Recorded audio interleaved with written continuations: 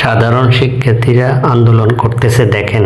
আওয়ামী লীগের ক্যাডার বাহিনীর হাতে চাইনিজ কুড়াল, কিছুই পুলিশ বলে না দেখেন, অথচ সাধারণ শিক্ষার্থীকে গুলি করে।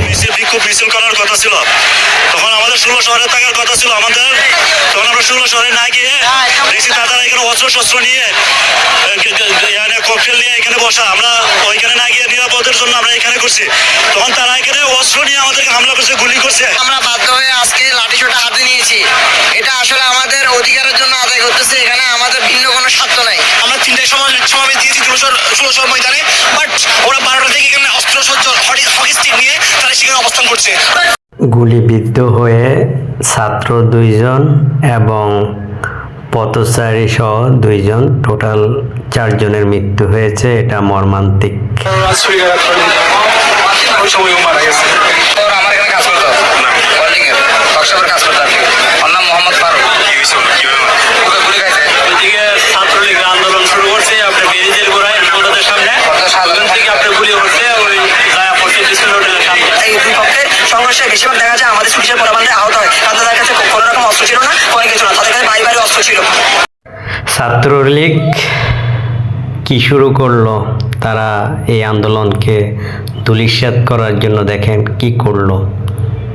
আর আন্দোলনও চলতেছে, এটা কি থামবে না। প্রথমে 2টা টিয়ার শেল মারছিল, এরপর তারা ইট পাটকেল মেরে আমাদেরকে অতর্কিতভাবে হামলা করেছিল। আমাদের 2 জন ভাই এখন হসপিটালে। অতর্কিতভাবে বহিরাগত এসে আমাদের উপর হামলা করেছে। ইভেন পাশে হচ্ছে পুলিশ ছিল, কিন্তু পুলিশ হচ্ছে এটার কোনো প্রতিবাদ করে নাই। সিগন্যাল দেওয়ার জন্য যে লাল কালারের এগুলো 2টা মেরেছে, একটা টিয়ার শেল মেরেছে আর একটা ককটেল মেরেছে। রামদার মতো কিছু জিনিস ছিল আর অনেক পাথর মারছে আমরা। তারপর হচ্ছে যে লাল অনেকগুলো টিয়ার শেল, অনেক স্মোক বেরোচ্ছিল, আমরা মানে চোখ মুখ জ্বলতেছিল। পুলিশের সামনে ছাত্রলীগের ক্যাডাররা দাওয়া দিচ্ছে।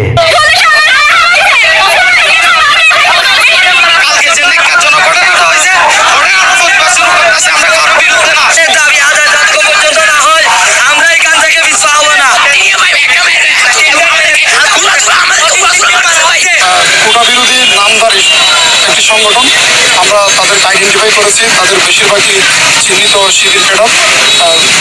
সামনে 2-1 জন শিক্ষার্থীকে সামনে দিয়ে পিছনে শিবির ক্যাডাররা এসে এখানে অতর্কিত হামলা চালিয়েছে। আমাদের দৃষ্টির মধ্যে এখন পর্যন্ত আমাদের কিছু করে নাই, আমরা চেষ্টা করেছি একেবারে নিয়ন্ত্রণের মধ্যে রাখি। এখন পর্যন্ত পরিস্থিতি আমাদের নিয়ন্ত্রণের মধ্যে আছে। সারা বাংলাদেশে 4 জনের মৃত্যু আজকে। Subscribe with share and like, press the bell icon. Thank you.